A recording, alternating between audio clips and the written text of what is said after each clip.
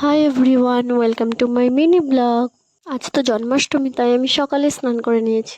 আর আমি তো এতদিন বাড়িতেই পুজো করেছি, বাট এবার পুজোটা আমার শ্বশুর বাড়িতে। আর গোপালের পুজো মানে অনেক কিছু আয়োজন করতে হয়, তাই আমি সকালে ফুলের জোগাড় করে রেখে দিয়েছি।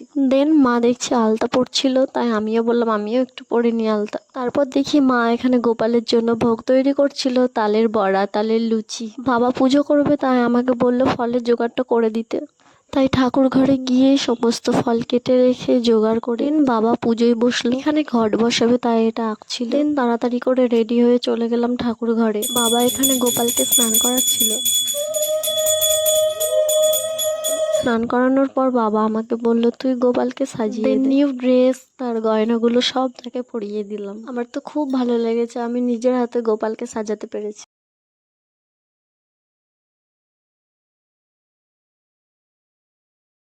এই যে গোপু সেজে গুজে রেডি হয়ে গেছে। এই ক্রাউনটার ম্যাচিং একটা ড্রেস আনা হয়, বাট আমার বর এই ড্রেসটা নিয়ে আসছে, তাই এটা পরিয়ে দিয়েছে। দেন পুজো শুরু হলো।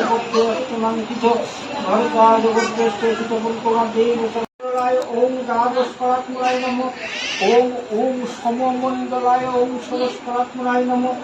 ওম মং বন্ধিমণ্ডলায়। পুজো প্রায় শেষের দিকে। আরতি হওয়ার পরে পুষ্পাঞ্জলি।